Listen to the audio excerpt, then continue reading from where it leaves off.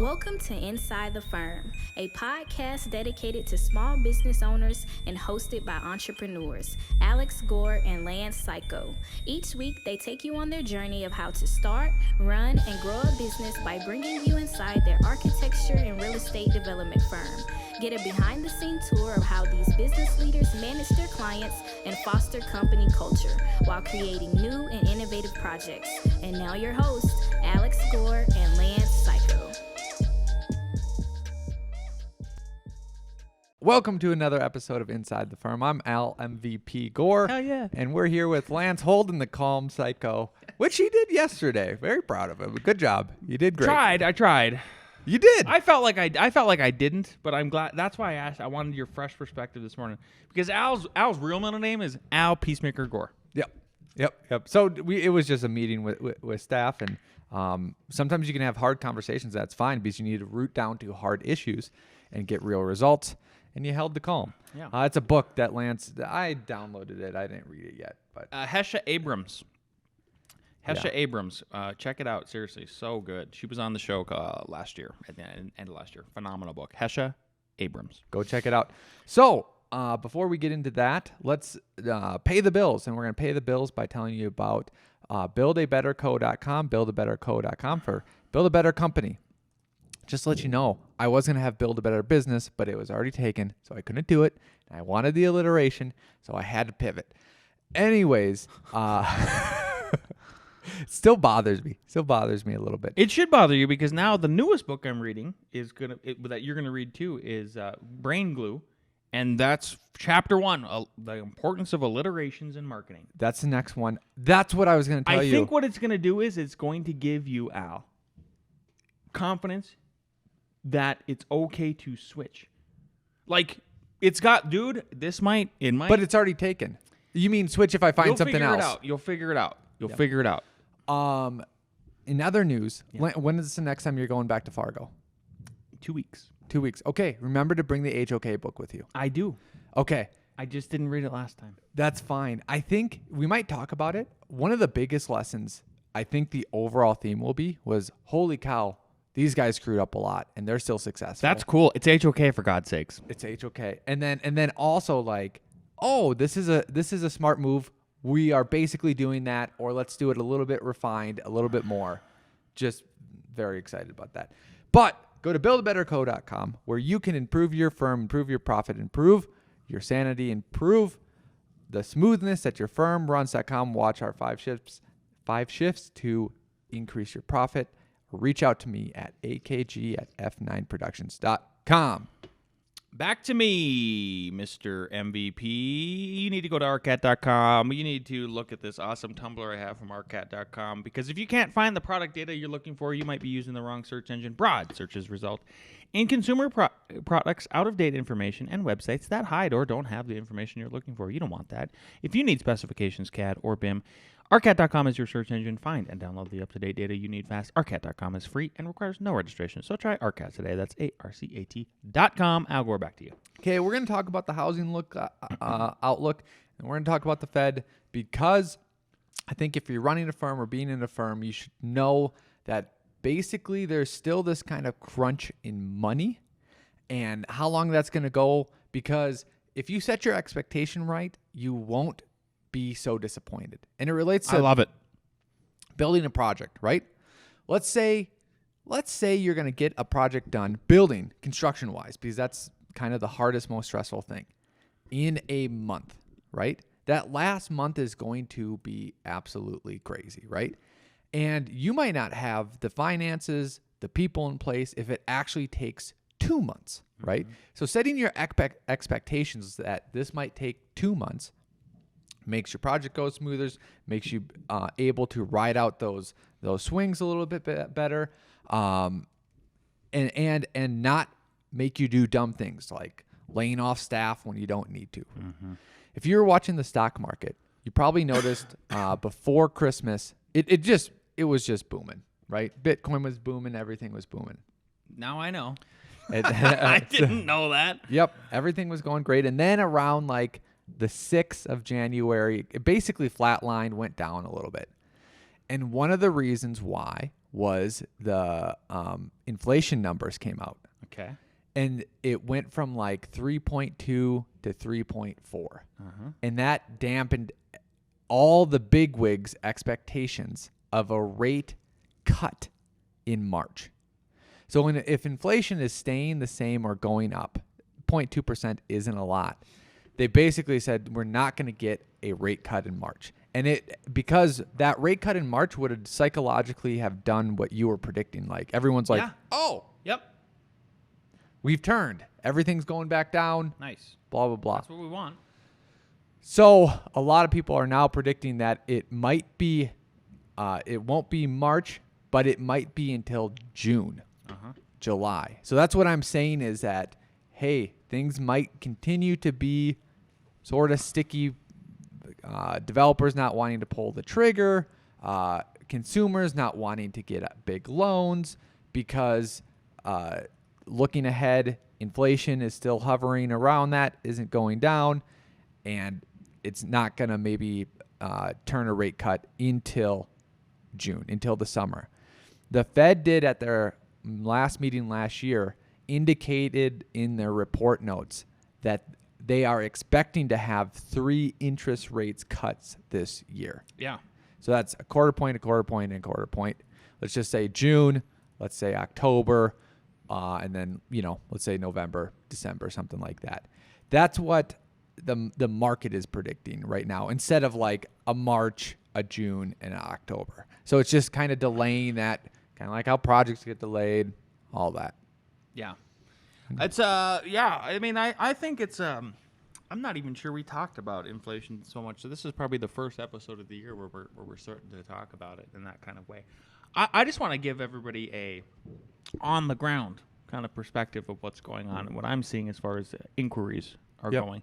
Actually had quite a bit of inquiries yesterday. Had three in one day, and it seems to come in these sort of big ebb and flows. I would say everything is still trending sort of a choppy on average. It seems like it's average, I would say, is about 3 a week for me, about 2 or 3 for you. Yep. And that's kind of where you're at. And then what's your capture rate? It should be under 50% if you're charging the right fees, technically, right? Yep. You're not charging the right fees if you're over 50%. I don't think you're charging too little. Like you're winning too much in that kind of way.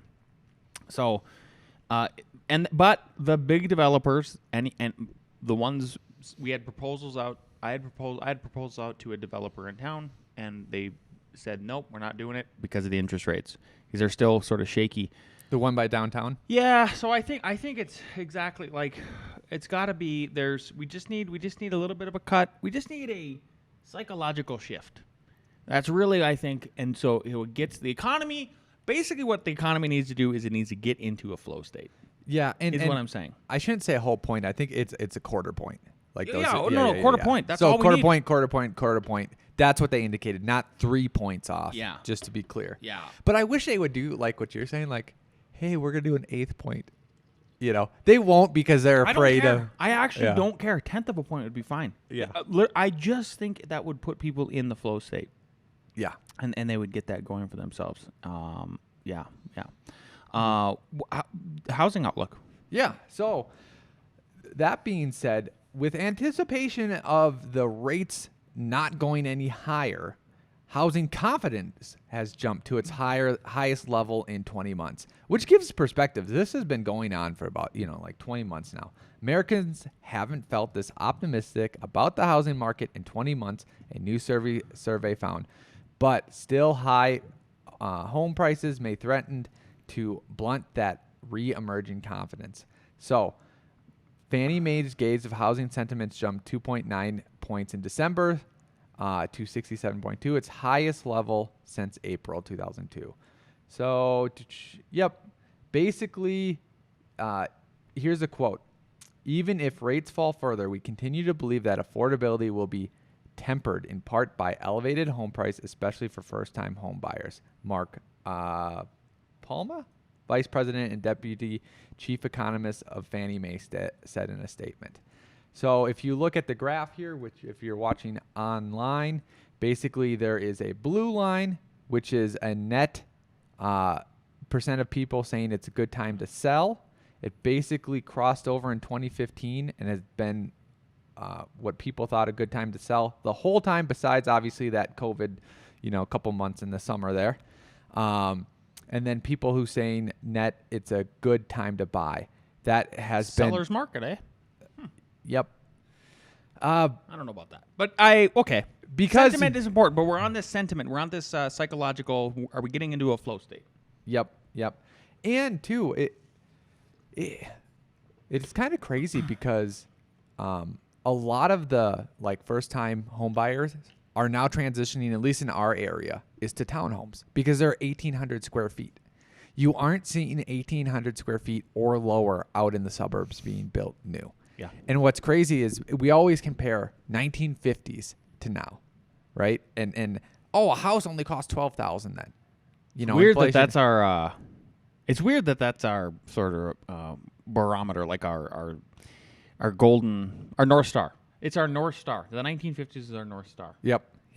So, do you know the average size of a square foot house in the 1950s compared to now? It was 1,200. It was about 9. It was 9 to 1,100. Oh, okay. So just say 1,000. Okay. Yep, What's it 1,000. now? What's the average now? Yeah. I thought it was 24. I think 25 to 26. But anyways, Hey, Lance is close. We'll say 25. Sure. It would be interesting if a home buyer decided to make a whole. I've never seen a whole suburbs because that's how they do it now. You buy the whole suburbs. That way you get the cost savings and the grading and all that with 1,000 square foot houses. 1,000 square foot houses. Yeah. I wonder what that would do Me too. to prices. And I wonder if you could factor in if you made this would be It'll be anti-affordable, but if you made the roof trusses first like a floor box and then just stick built on top of it, Yep. so you could rip off and add on later if you wanted to. Anyways, just a thought about home affordability. Know that we're also building bigger houses as well. Yeah. What do you got for this demand? Is that different? Yep. So KB Homes, which is Big Home Builder, says demand has improved Nice. significantly as rates moderate. So home builder KB Home signaled in its quarterly earnings report a significant improvement in home buyer demand as mortgage rates have moderated, pointing to a strong start for 2024 for the U.S. Housing market. As interest rates have now declined since the end of our fiscal year, demand has improved significantly, he said. So let's look at the rates. Here we go. Mortgage rates decreased to lowest levels since May of 2023. That's not long ago.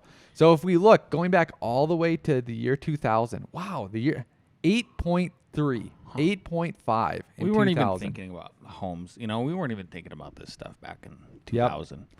I remember the recession in 2001 went to 7.9. Yep. The recession in 2008, I want people to guess if you aren't watching. What do you think housing rates were at? 6.35. Huh. Then they slowly kept going down. Yep.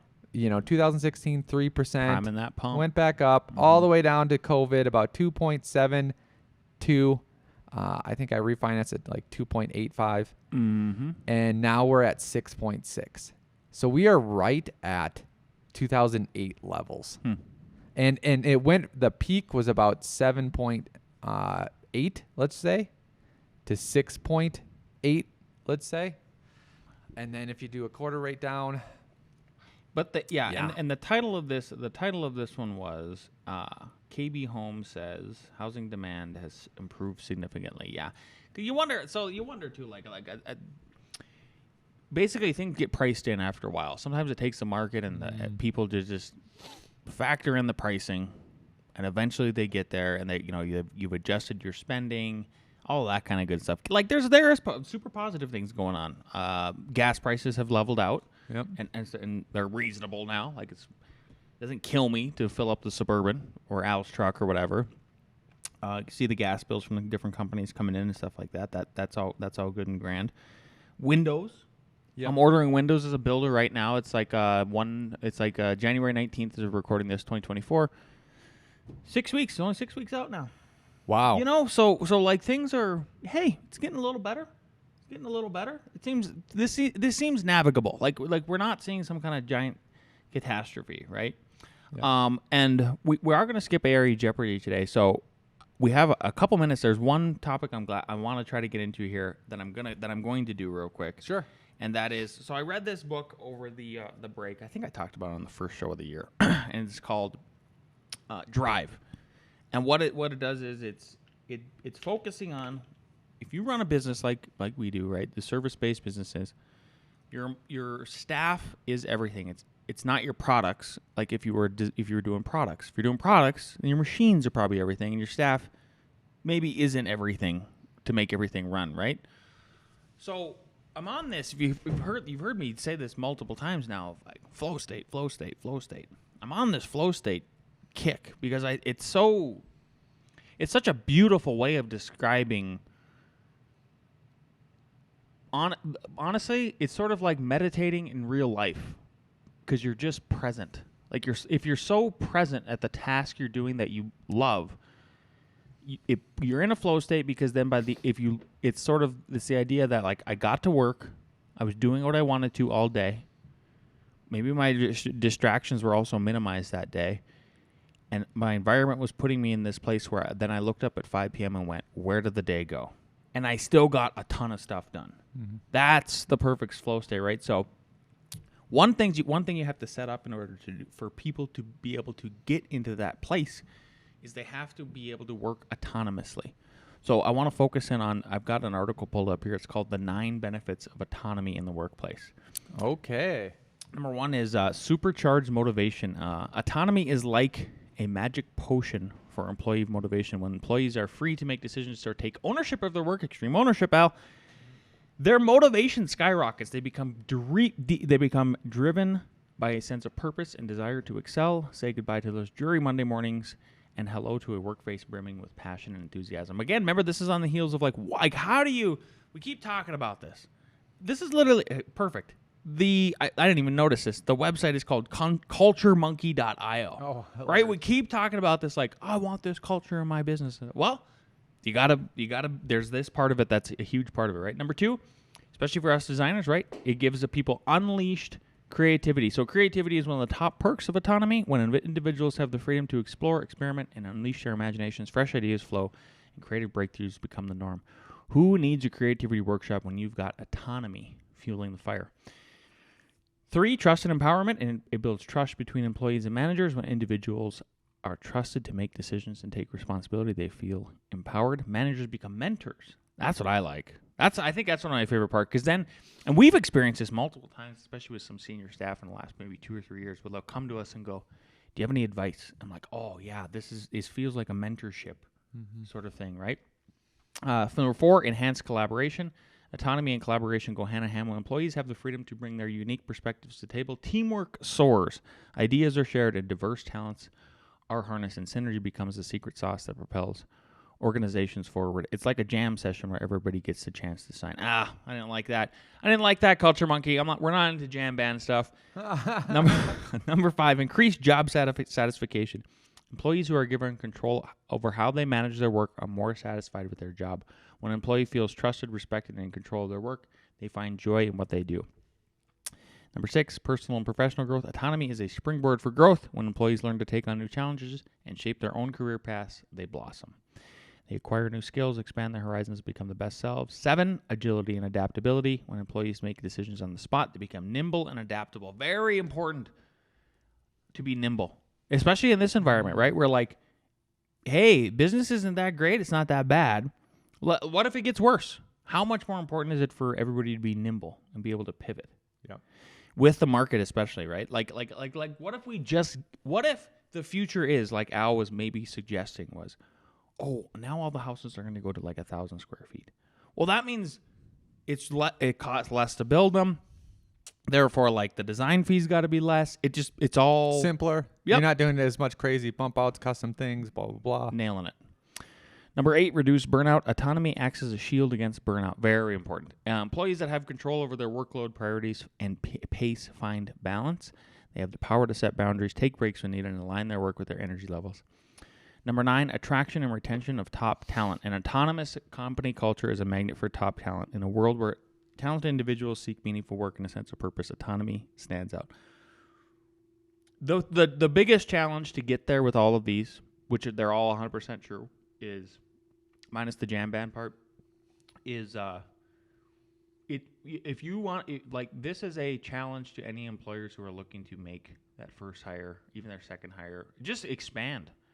If you can't get comfortable giving people autonomy, but then you got to ask yourself, like, why am I not comfortable with it, right? Is it because I don't have the systems in place, like rocketship.com? You know, is it because I haven't taken Al's business course, build a better code? So you don't know the KPIs, you don't know how to get people on the same page, you don't know how to build that culture. Yep. Yeah. So that's what we got for today. Should I take us out, Al? Who's taking us out? Me? Take us out. All right, if you like this episode, you're watching on YouTube, like, subscribe. Jason Altman is the MVP, by the way. Keep commenting on the YouTube. We really appreciate your support. You pump us up in the algorithm. And if you're listening on iTunes, leave us a 5-star review. We'll see you next week.